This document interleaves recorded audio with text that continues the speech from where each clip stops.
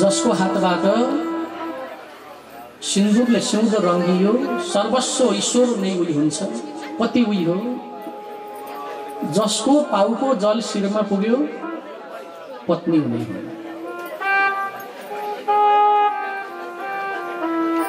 आज सुनीतिले यति धेरै प्रेम दर्शाउनुहुन्छ, राजा उत्तानपादले पनि यति धेरै प्रेम दर्शाउनु भएको छ। यति राम्रो मिलेको जोडी छ, मलेबाको जोडी जस्तो। तर एक दिनको कुरो हो आमा बाबा। उत्तानपाद राजा जंगलमा जानुभयो विहार गर्नका लागि। एउटी सुरुचि नाम गरेकी अप्सरासँग भेट हुन्छ राजाको। राजाले गएर भलाकुसारी गर्छन् अनि राजाले झुटो बोल्छन्, मेरो बिहे पनि भएको छैन। अब एउटी अप्सराले राजा पाउँदा त आकर्षित हुने त भइहाल्यो। सम्बन्ध जोड्नका लागि सबैले तल चाहँदैनन्, सबैले माथि चाहन्छन्। जोसँग सम्बन्ध जोड्दा को भनेर चिनाउँदा, नाता चिनाउँदा पनि सबैले आहा भनुन्, सबैले संस्कारबाट डराउन्, सबैले आहा कति ठुलो भाग्य लिएर जन्मिएको भनुन्। नाता लगाउन माथि नै इच्छा हुन्छ सबैको। तब सुरुचि अप्सराले प्रेम प्रस्ताव राख्दा राजाले स्वीकार गरे। धर्म पतिव्रता आफ्नी धर्मपत्नी हुँदा हुँदै पनि झुटो बोले, मेरो बिहे भएको छैन। आज सुरुचिलाई फसाए, कान्छी बनाएर दरबारमा भित्राउन ल्याए। श्रीमानहरूको हृदय पहाड जस्तो फलाम फलामले सजिएको हुन्छ।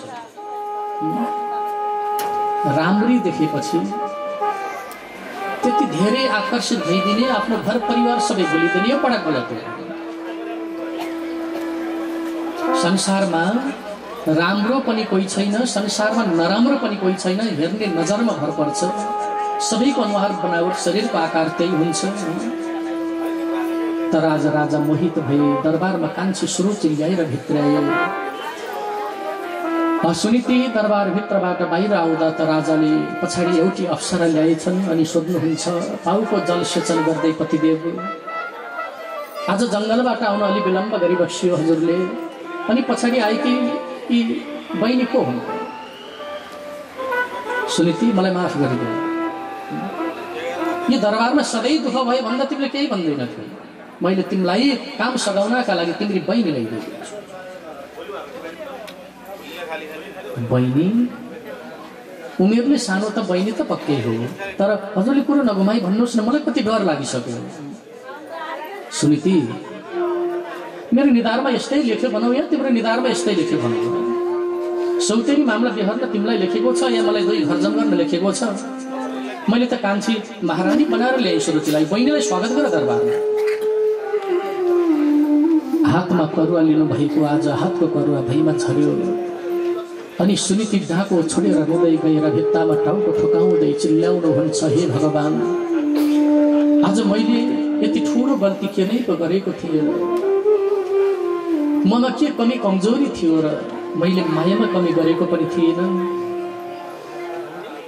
आज एउटी नारीलाई यो भन्दा ठुलो चोट केही हुन सक्दैन भगवान। मेरो भाग्यमा कस्तो लेखिदिएछ भावीले।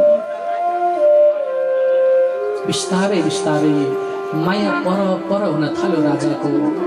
कान्छी सुरुचि आफ्नो रुचि अनुसार चल्ने सुरुचि, राजाले भनेको नमान्ने। बिस्तारै राजाले जेठीलाई अपमान गर्न थाले, कान्छीलाई माया सर्वस्व दर्शाउन थाले। अब त कान्छीले पकाएको नमिठो पनि अमृत मिठो हुन थाल्यो, जेठीले पकाएको मिठो पनि नमिठो हुन थाल्यो। सबै मायाले तलमाथि बनाउँछ। यदि माया प्रकाण्डित छ भने नराम्रो पनि राम्रो देखिन्छ। यदि माया छ भने त्यो हातले दिएको नमिठो पनि मिठो हुन्छ। तर माया छैन भने अमृतै दिए पनि विषतुल्य हुन्छ। अब राजाले आदेश दिन्छन् जेठीलाई, सुनीति, तिमीले बहिनीलाई पेटभरि खान दिँदैनौ, बहिनीलाई सौतेनी व्यवहार गर्छौ। तिमी भन्दा सानी छ, थाहा छ नि, सानीलाई माया गर्नुपर्छ। हुन त तिम्रो हात पनि मिठो छैन, बनाएको पनि मिठो केही हुँदैन। आजबाट भान्सा सुम्पिदिनु बहिनी। जबरजस्ती भान्सामा बहिनीलाई सुम्पिए। बहिनी, तिम्रो त दोष छैन, राजाले फसाए ल्याए, तिमी त निर्दोषी छौ। तर दोष सबै मेरै हो, म राम्रै थिइनँ र पो राजाले तिमीलाई ल्याए। मैले कुनै अघिल्लो जन्ममा गल्ती गरेछु र त राजाले अहिले मलाई सजाय दिलाउँदैछ। आजबाट भान्सा तिमीले सम्हाल है। मैले दिएको पकाएको नमिठो हुन थाल्यो राजालाई। अनि तिमीलाई पेटभरि खुवाएर कहिले कहीँ मैले खाली पेट पटुकीले कसेर पनि बसेँ। आखिर राजालाई मैले खान पाइनँ भनेर कुरो लगाएछु। आजबाट यो डाडु पनि सबै तिम्रो हातमा हुन्छ बहिनी, सबै जिम्मा तिम्रो हो। जेठी सुनीतिले बहिनी भनेर माया गर्नुहुन्थ्यो, तर बहिनी सुरुचिले कहिल्यै पनि दिदी भनिन सौता भन्थे। बिचारी सुनीति अब त सौता सौतामा झगडा हुन थाल्यो, भुतला भुतली हुन थाल्यो। राजाले रमिता हेर्थे, राजाले कान्छीपट्टि लाएर बोल्थे, अरे बहिनीलाई किन कुटपिट गर्छौ? बहिनीले भुताली रहेकी छिन्, उल्टो जेठीलाई कराउँथे। अनि सुनीति केही बोल्नुहुन्न थियो। आफ्नै मान्छे त शत्रु भएपछि कसको के लाग्छ? माइतमा जानुहुन्थ्यो सुनीति, आमाले सोध्नुहुन्छ, छोरी सबै ठिकठाक छ? आमा म खुसी छु। सबै सङ्गी साथी भेट्न आउँछन्, अरे सुनीति महारानी कति भाग्यमानी, हाम्रो जीवनमा निधारमा यस्तो कहिले लेखेको होला र? त भाग्यमानी रहेछस्। सुनीति मुसुक्क हाँसेर पीडा लुकाउँदै, म भाग्यमानी छु। मन मनमा भन्नुहुन्छ, मन जलेको सबैले देख्छ, मन जलेको दुनियाँ कसैले देख्न सक्दैन। आज मेरो मन जलेर भस्म खरानी भइसकेको छ। बिचरा मेरा साथीहरू, बिचरी मेरी आमा। आज मैले यति ठुलो घटना पनि लुकाएको छु। किन? कुनै पनि सज्जन नारीले सानोतिनो कुरो, घरको कुरो माइतीमा नसुनाउनु, सम्बन्ध बिग्रन्छ। हजुरका जय यस्ता छन्, हजुरका सम्झिना उस्ता छन्, नन्द आमाजी यस्ता छन्।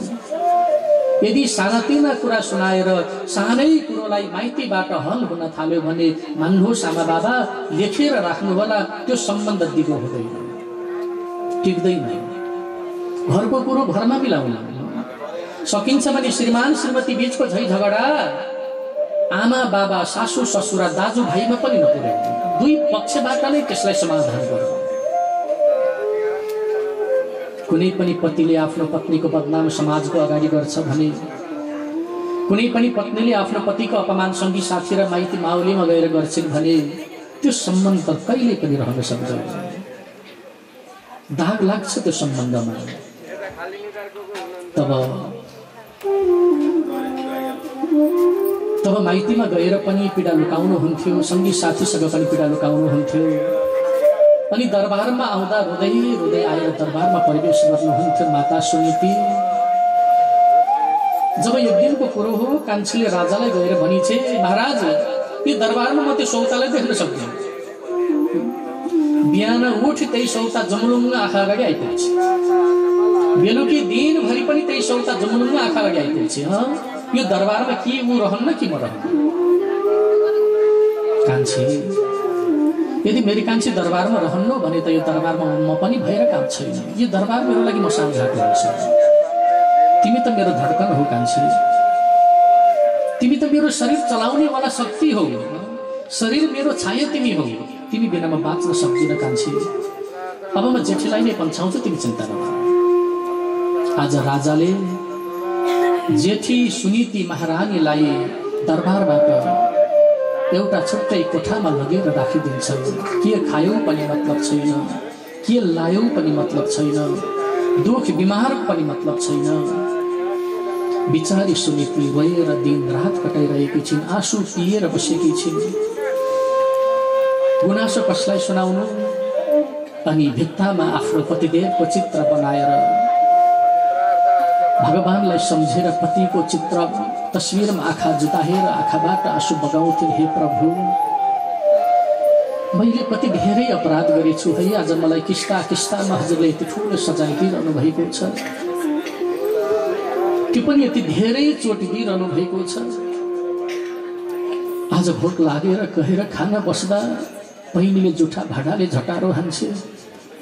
राजाले बसेर रमिता हेर्छन्। आज टाउको दुख्यो भनेर सुनाउने मान्छे पनि मेरो कोही छैन प्रभु। बहिनीले बसेर बताल्न थाल्छे, राजाले बसेर रमिता हेर्छन्। बाँच्न मलाई सार पनि आएन, मर्न मलाई काल पनि आएन। हे भगवान, एक मुठी सासलाई तडपाई किन अल्झाउनुहुन्छ मलाई? बारम्बार जेठी महारानी सुमितिले भगवानको प्रार्थना गर्छिन्। त्यही बेलामा कान्छीले अर्को योजना बनाउन थाल्छे। महाराज, दरबारमा राख्नु हुँदैन यसलाई, पापिनी छ यो, अधर्मी छ यो, संस्कार छैन यसको माइती माउलीमा, संस्कारहीन छ यो। यदि एउटा बच्चा कसैको पेट बोकेर जन्माइदिइहाल्यो भने त आदि दरबारको सम्पत्ति बुझाउनु पर्छ, पन्छाइदिइहालौँ। यति भन्दा पनि राजा बोल्दैन। हुन्छ महारानी, म विचार गरौँला भन्छ। गएर जेठी महारानीलाई अभद्र व्यवहार गर्न थाले राजाले। नराम्रा वचन लगाउन थालिन् कान्छीले। यसै गरी धेरै दिन बित्यो। त्यो अनुहारमा कहिल्यै पनि हाँसो आउन सकेन। आमा बाबा सबैलाई दशैं आउँथ्यो, सुनिति महारानीको कोठामा दशा भन्दा केही आउँदैन थियो। सबैलाई चाडपर्वको उत्साह थियो, उमङ्ग थियो, खुसियाली थियो। तर माता सुनितिलाई एउटै चिन्ता थियो, हे भगवान, यो संसार छोडेर गएको दिन त मेरो सबैभन्दा ठुलो जित हुन्थ्यो होला। मैले चाहेको त्यही हो, किन पुरा हुँदैन? बारम्बार मात्र आँसु पिएर बस्न बाध्य बन्यो सुनिति।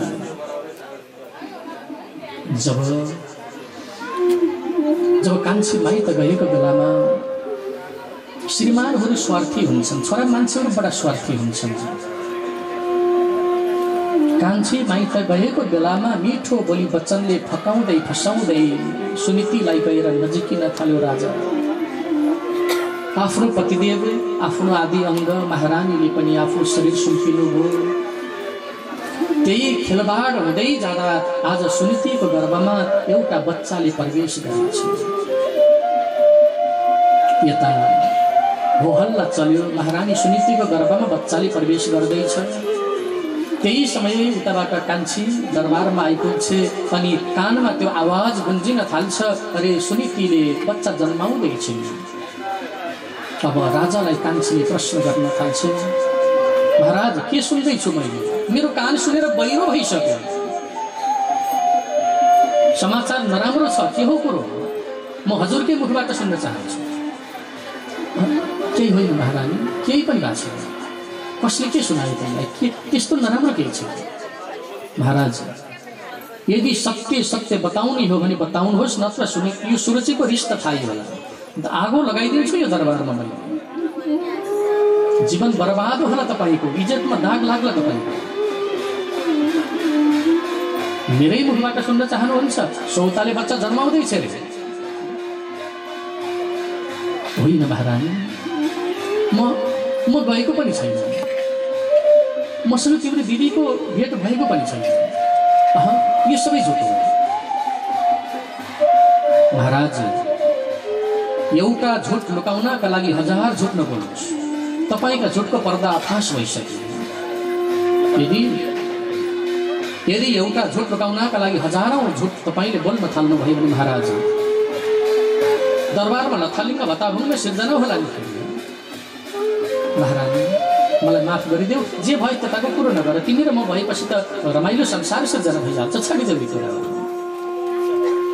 समय अवधि पुग्यो, बच्चा गर्भमा हुर्किन थाल्यो।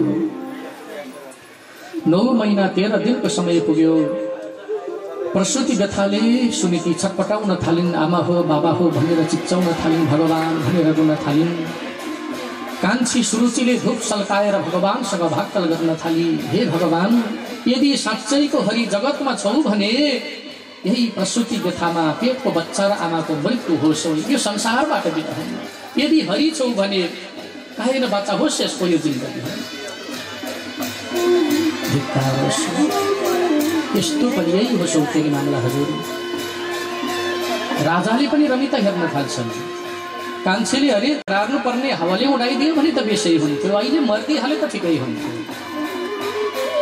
तर गाउँका दिदी बहिनी आएर जम्मा भए, हस्पिटलसम्म लिएर गए।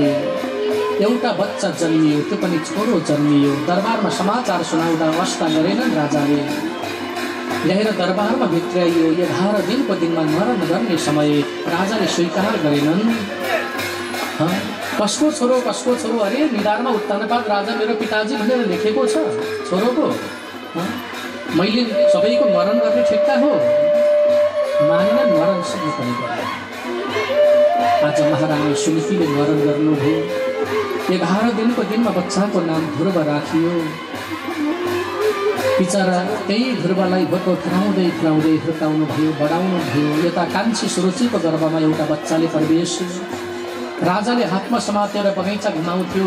झलबाट लुकेर सुनीतिले हेर्नुहुन्थ्यो, बहिनी तिमी त कति भाग्यमानी छौ, आज पतिदेवको माया पाएकी छौ। तर पनि म खुसी छु भनेर मुसिक्क हाँस्नुहुन्थ्यो। बहिनीलाई हातमा समातेर घुमाउँदै गर्दा, खुसी हुँदै गर्दा त्यही अनुहारमा हेरेर खुसी हुनुहुन्थ्यो माता सुनीति। किनकि पाउनु मात्र माया होइन, गुमाउनु पनि माया हो। भौतिक शरीर नजिक भएर मात्र त्यो माया प्रकाण्डित हुँदैन। मबाट भौतिक शरीर टाढा छ, तर पनि म पतिदेवलाई माया गरिरहन्छु, पुजिरहन्छु। यो मेरो माया सदाको लागि अनवरत रूपमा चल्नेछ। आज कान्छीको गर्भबाट पनि एउटा छोरोको जन्म भयो। त्यही छोरोको नाम उत्तम राखियो। 2टा छोराहरू ध्रुव र उत्तम खेलबाड गर्न थाले बगैँचामा। बाबाले आएर कान्छो छोरोलाई 2 बोकेर खेलाउनुहुन्थ्यो। ध्रुवले बाबा भन्दा पनि मतलब गर्नुहुन्नथ्यो।